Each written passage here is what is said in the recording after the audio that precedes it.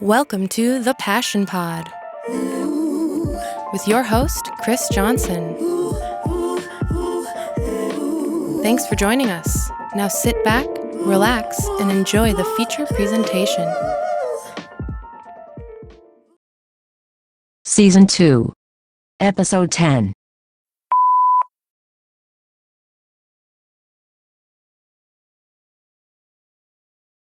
Welcome back, friends, for our hottest episode so far.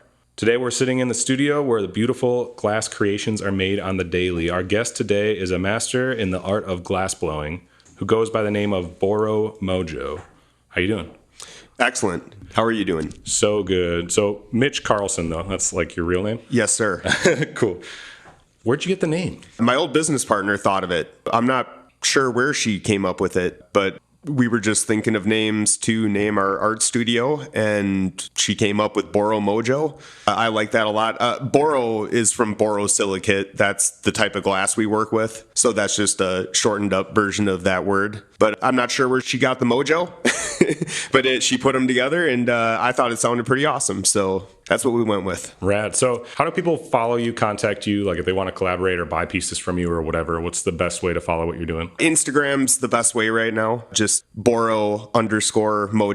Pretty easy to find. So when did you start glass blowing? I started in September of 2001. Oh, wow. A long time ago. Yes. Cool. What made you end up doing that? Because, I mean, you don't like do it in schools and stuff. Like you must have a friend that was into it. No, I had a couple of friends that were a few years ahead of me in school that got a jump on it, and they had rented a studio in Banbury Place and just sort of invited me into their world to try it myself, and I loved it. Never turned back. So is it like a tattoo artist in a way where you do like an apprenticeship, or how does it work?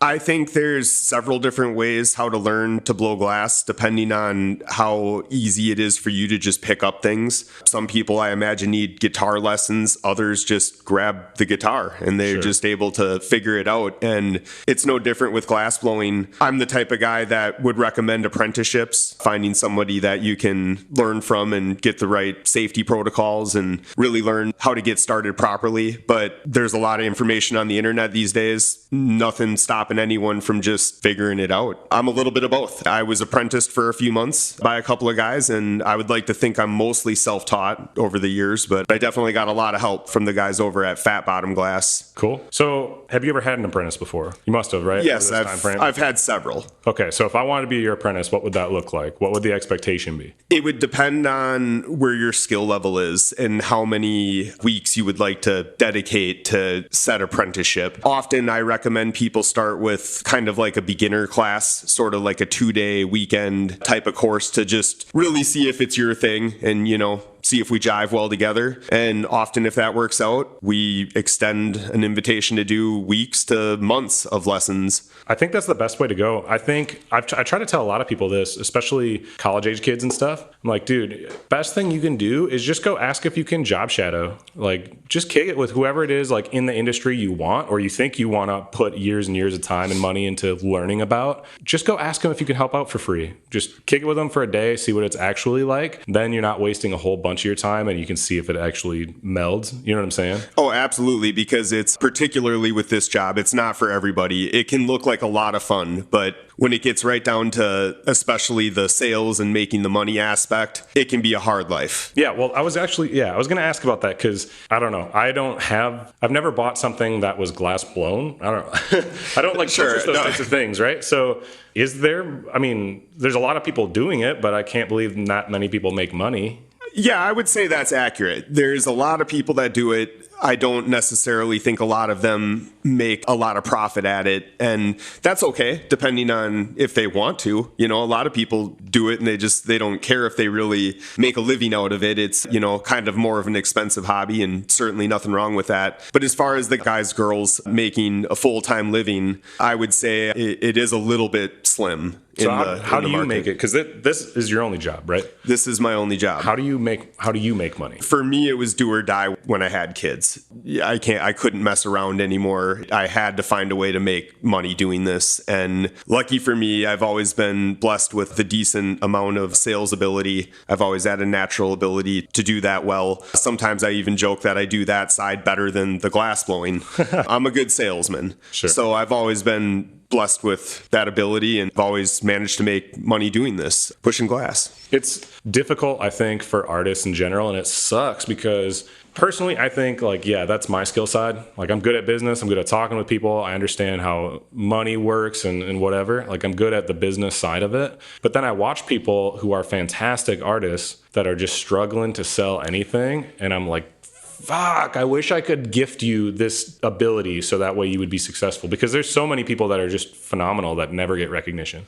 I completely agree. There's a lot of artists that have a lot of demons and, they can create at the highest levels. But as far as communicating with people on the sales aspect, the business partnership aspect, making those relationships, you can find some of the greatest artists are very difficult to deal with for all kinds of reasons. Yeah. I think a lot of times too, people have this and I brought it up a bunch of times in this podcast, but I want to drive it home to people. So many people don't want to self-promote themselves. Like, you know what I mean? They just can't, I do know what you mean. Can't seem to latch onto that. They want to be really modest and quiet and let their work speak for itself, which is fine, except no one's going to see it then. Like, you have to go through all those steps. You have to go, as like if you want to be a musician, right? You have to seek out interviews with people. If you want to have coverage by those media outlets, they're probably not going to find you randomly. You have to seek out other people to do shows with and things like that. And the more that you're doing the self-promotion, not saying like you're the most badass person ever, but the more you're promoting what you're working on, people can tell that you care about it. You don't look sleazy anyways,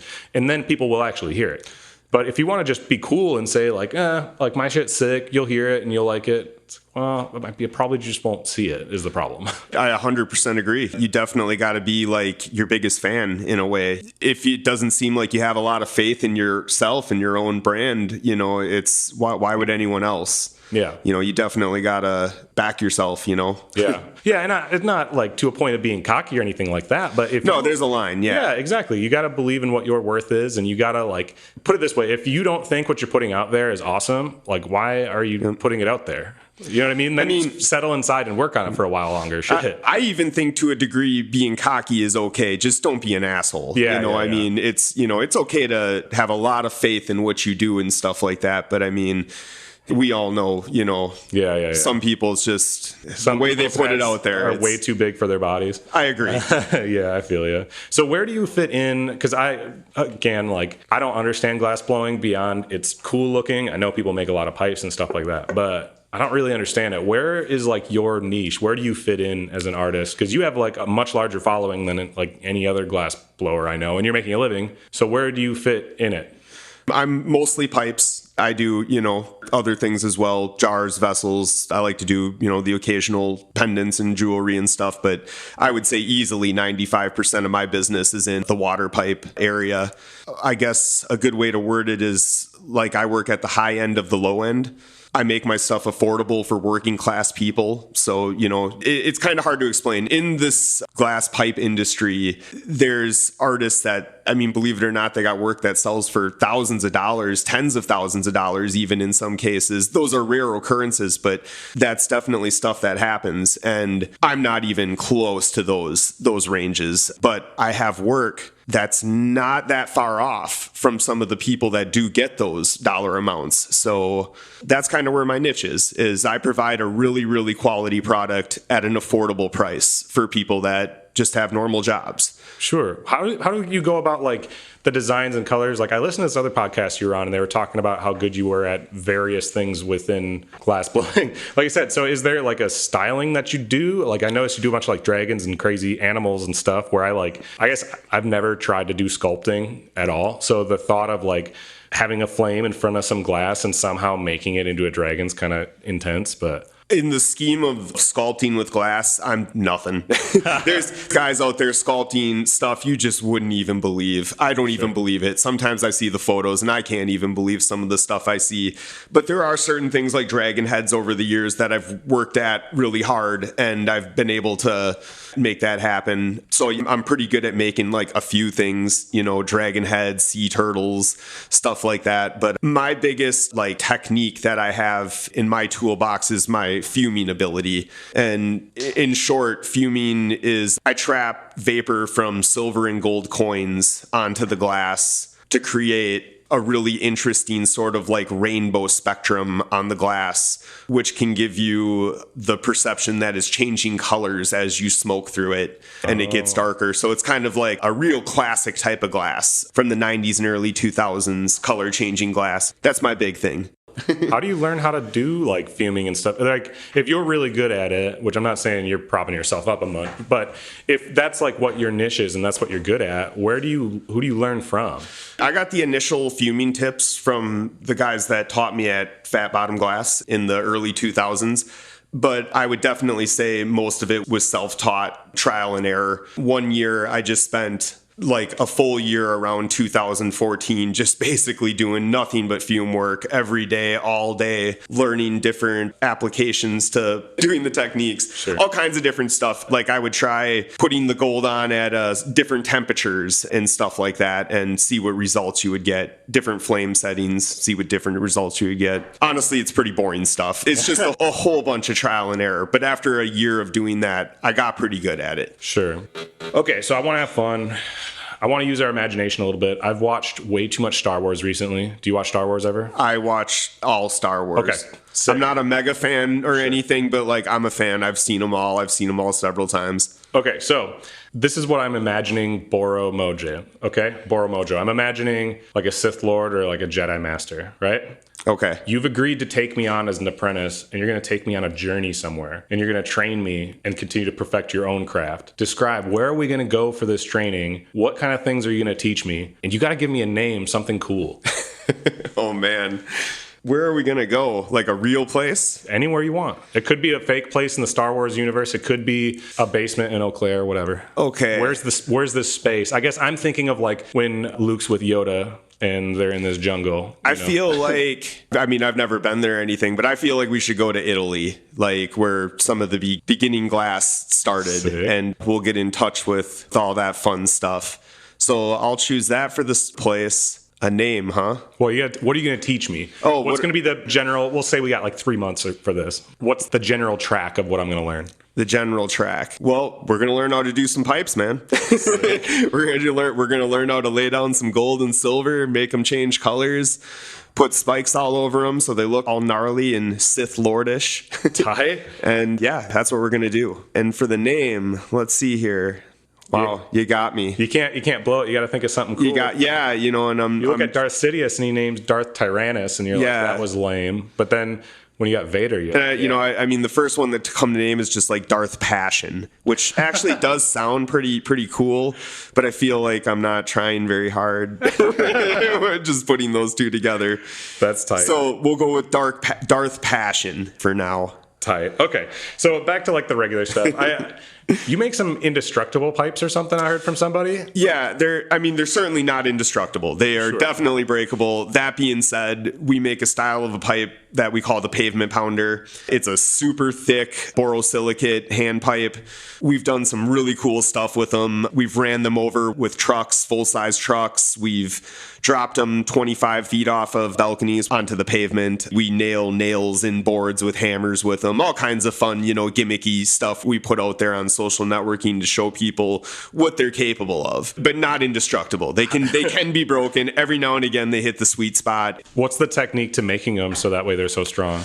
It's really just the thickness of the glass is the key. And I wouldn't say there's necessarily a giant trick to making them so much as they're time consuming and hard on your body. So a lot of people don't want to make them. It's a lot of glass that you have to have gathered up at the end of your blow tube. It's not necessarily good for all the pressure it'll put on your wrist. especially if you've been doing it for like 20 years. It can screw you up a little bit, puts off a lot of heat. So it's a lot of heat on your face, standing for long, long hours making them. So it's a little bit hard on the body. But other than that, there's not necessarily a trick other than just being willing to go through all that grueling crap to knock them out. So a lot of people don't like to do this type of style of glass. Sure. Okay, well, that being said then, what's the longest amount of time that you spent on a piece? I'm guessing 3, maybe 4 days. Which one was that? What did that look like? It probably would have been some sort of a recycler or a sculptural dragon. I know I've had a few of those projects go for 3 or 4 days before. Do you do them in separate pieces and then connect them later? Yes. We make a whole bunch of separate sections. And a lot of the times I freestyle the projects. I just sort of come in and get started. And, I don't put a lot of thought into it. Sometimes I think it out and draw it out and make a plan, especially if it's somebody's custom request. But for the most part, I just kind of freestyle everything I do, and there's some good stuff that comes from that and some bad stuff. Yeah, that's how I do painting, actually. That's like, I really don't like sketching anything out. I like to just dip the brush in and start going with whatever I'm going with. And I like the way my shit turns out. I think it's pretty tight. Yeah, I've seen your paintings. They are tight. And yeah, I find that I'm just always changing my mind. Yeah. I'll start something, and then whatever I thought I was going to do next, all of a sudden, now that I have something started and in my hand, I want to change it. And I feel like that's part of just what art's supposed to be like. Right. It's supposed to have that expression. And if you shouldn't work against yourself. If you're trying something and it's not really working, but something else feels right, a lot of times it's better to just go down that path anyways. Who are some of the people within your industry or otherwise that you look up to for like inspiration? Okay. Let's see here. There's a whole bunch of them. There's a guy that they call Maccabee. I think that's short for Make a Billion. I believe he's in Oregon. And I mean, just best fumer in the game. If you liked fume glass, anybody that makes fume glass is chasing him. He's the Michael Jordan of it. So, I mean, he's who you want to be. There's a guy named Salt from Texas, I believe. Makes all these cool monsters, eyeballs, teeth coming out of them. I mean, absolutely phenomenal artist. And I've met him before. Just a generally nice guy and super hardworking. Those are 2 of the guys I would say are my personal heroes. All right, so let's say the Pablo Center is going to reach out to you, okay, and they're going to commission a piece from you that they're going to permanently display, like right in the entryway, right? You're going to have it, it's going to be on a pedestal, and everybody that comes in, and they're assuming a ton of people eventually are going to go through that building, are going to see that. There's not going to have any like money or like time limit. That's not an issue. They're just going to pay for it because they want to brag about how they have the best glass blower around. Sure. What are you going to create for them? I'm going to probably freestyle something sort of abstract with a whole bunch of horns and opals, marbles, all kinds of gnarly attachments. That's probably something I would do. That's my favorite type of stuff to do is... How big is it going to be? Let's say about 12 inches tall. A lot of my projects aren't really that large. What's the biggest one you've ever seen somebody do? I've seen stuff that's like 5-6 feet tall before. They must have taken a long ass time. Yeah, they use giant lathes and stuff to make some really big bongs. Sure. So I hate to like talk too much about negative things, but what are some of the difficulties of your particular industry that most people aren't aware of? It's ultra competitive for starters. I mean, it's ridiculously competitive. So it's hard to get your name out there. It's hard to get people to want to support your brand over other people's brands. There's so many choices, so many people cutting each other's throats and slashing their prices lower than you can possibly go just because they need to eat really bad and they're not realizing what it might be doing to the rest of the area. So the biggest one I would say would be the competitiveness. The second one, egos, can be really hard to deal with. I've found that glassblowers are no different than musicians or painters or, graffiti artists or tattoo artists. Anytime you create something, there's this competition that just you can't get away from. You can try to act like it doesn't, bother you or that, you're not in competition with anyone, but you are. You're in competition with everyone that does what you do in the area. And for the most part, a lot of people are very cool and, you can sell at the same places, do the same techniques, do the same type of stuff, and they'll be cool about it and exchange information and stuff. But then there's a whole nother side of it of people that are not cool like that. And they just kind of start trouble. And I mean, I think every industry sort of has those types of people. But in the glassblowing industry, it seems like it's kind of thick. There's quite a few people that are like that. And I think there's probably even a part of earlier in my career when I was like that, and now I'm older and I've learned to mellow out and, Hopefully you're a little bit more mature. Absolutely. Absolutely. See, I don't have that problem, thankfully. I own the only skateboard shop, like the only real one for like 90 miles in any direction. Sure. And even podcasts, like how many legit, not just you and your homie podcasts exist in this area? Not many. Sure. Not that I could think of, you know what I mean? No, so I hear you. I feel like I target things where I'm like, well, I would be good at that and nobody's doing it. I got to stay away from things like glass blowing where there's way too many people that are good at it.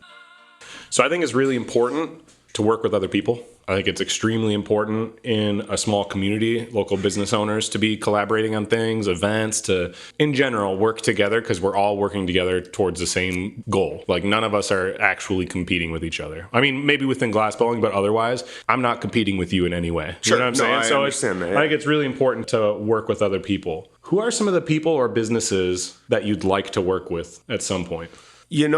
There's really only one I can think of right now. It's kind of weird, but that stuff where the kids can't afford their lunch at school. Yeah. And, you help pitch in and get money going for that. Yeah. I've always wanted to kind of get maybe something like that going locally. My son, he goes to Memorial. He's told me before of kids getting shut down for their lunch and stuff. And I don't know, that breaks my heart locally. So that's something I've always thought about, reaching out to the school and seeing, I don't know, maybe something like that can go. I'm not like a rich man, I don't make a ton of money. So it's kind of like I want to do something like that at the same time. Who knows, man, maybe sometime this year I can get balling enough to where I can afford to do something like that. That'd be cool. But that's something I think about sometimes. Sure. Yeah, I think it's that like parental instinct. Once you get to a point where you're stable enough in your own life and you get older, you look at the younger kids and now all of a sudden they're so much more important to you because you're like, I just want them to have everything available to them. So yeah, I try to be that person. Anyone that reaches out who needs a donation for anything related to kids, I don't have a lot of money, but I'm pretty quick to here, you can have a couple t-shirts for your event or you can have, whatever the thing is. Totally. So what's going to be next for you? You've been in this studio for how long? I've been in this studio for, I think we're about halfway into our second year. Okay. So what do you see coming up now in the coming year, 2 years, whatever for you? I'm strongly considering putting a glassblowing studio into an RV, and not necessarily a mobile RV that we take around, that we move around all the time, but something that I could take cross country, park for a few months, work in a certain area for a while, and then maybe move on to the next. That's a dream I've had for a long time, and it seems pretty attainable. How old are your kids? Because you're not just going to take them out. No, absolutely not. My son will be 16 this year. My daughter's an adult. She's 18 already. And so, no, this is definitely something coming up in a few years, when they're both adults. But that's something that I've been passionately thinking about for a long time, is putting a studio in an RV that I could just take wherever I wanted. And I think that'd be pretty cool. Yeah, I just want to travel way more. I mean, I fly tomorrow to California, but I just want to be traveling so much more. And I've said to everyone that I talk to when I talk about my future, I'm like, yep, 44. That's when my youngest is going to be turning 18. Once my kids are out of the house, I'm trying to move to a beach somewhere. Right. I just want to surf and I want to relax, skate, do some painting. Hopefully by that point, I'll be making a bunch of money talking to Ryan Seacrest and everybody else. No doubt. We'll see where it gets to. So it's that time of the show. I like to always ask, because I think we get to live pretty unique lives and we get to have really cool experiences. But mine are going to be way different than what yours are. You know what I mean? I always like to ask, can you please share an experience that you're really thankful you've had that only happened because you chose to pursue your passions? I think it's kind of a cheesy one, but I like that I've always been able to take off time-wise whenever I want to dedicate my time to any of my family members, my children, my parents, any event, anything I want to do. That's not something I could have done with a regular 9 to 5. I can't just take off in the middle of the day to go hang out with my kid if he's got an event going on, or, if he's just hanging out at home and, wants me to be around or something. I can be there. So the freedom of my time Yeah.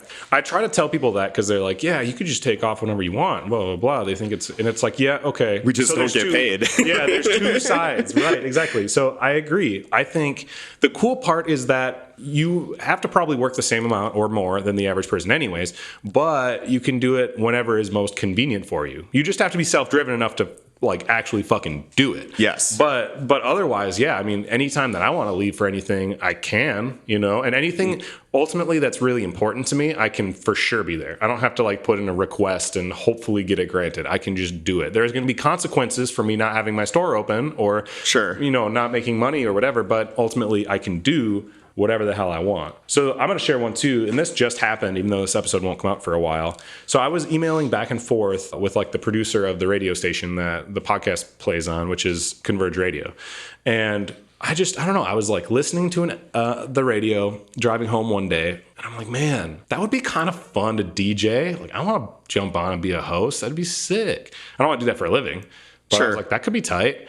So I just, emailed her and I'm like, hey, would it be possible for me to like swing by the studio one of these days and just like pick a few songs and like get on the radio? She's like, if you want to. I'm like, yeah, I want to do that. So yesterday, me and one of the other guests from season 2, Alexander May, we hopped on and we each picked 2 songs and we chatted for like 5 minutes between each song. We did like a whole little 30-minute, not episode, but like whatever, 30-minute thing on the radio. And yeah, it was so fun just being live. I got to she's like, I have to click the on air button, make sure to mute it when we're done talking and stuff. And I know I can't go back and edit it, but it was fun. It was a really cool experience. And I was pretty stoked that I randomly got to be a radio host for an afternoon. No doubt. That's awesome. So I like to end the episode with any sort of advice that each of us can give. Hopefully it's something insightful. I've ran out of insightful things to say at this point because this is like the 18th episode that I'm recording. So I'm going to try. But I feel like everyone has something at least a little interesting to say. And don't hold too much regard in it. A lot of people just disregard this part of the show and say I'm stupid, and it's fine. So, do you want to go first? Or do you want me to go first? I'll go first. I just think you got to go with your gut. If you really feel strongly about something when you're following your passion and other people are telling you not to do it this way or whatever. And I'm not saying you don't take anyone's advice, but I will say that the biggest missteps I've had in my career was when I didn't follow my gut on certain situations and I allowed other people to influence my decisions, and they were my biggest mess ups by far. Now I do not do that. If I feel strongly about something, that something should be done a certain way, or that this is just the way that I want to take it in this direction, I do it, and I don't let anybody influence it no matter what. I mean, if you have a business partner, don't be an asshole, but I don't have a business partner, and I am able to make 100% of my decisions, and that's just something I would tell people is you got to do what feels right because it's you, you're selling you in almost anything. Yeah, I think that's when I make mistakes too, is because put it this way, if you're in the position where you have to make that decision, who's better to make that decision other than yourself? Right. You're the one with the experience. You're the one who realistically has the most knowledge on the subject, most likely. Otherwise, ask somebody's advice. But the problem is if you take somebody else's advice and they're wrong, now you're just pissed off at yourself because you didn't even learn anything. If you go with your gut and you end up being wrong, which will happen once in a while, when it does, I don't find myself pissed. It's as long as you get a lesson out of it, as long as you can say, okay, I tried it this way, I screwed up, that's one thing. But when, like you said, when you do that for somebody else, I guess the lesson is just stick to your own guns, but yeah.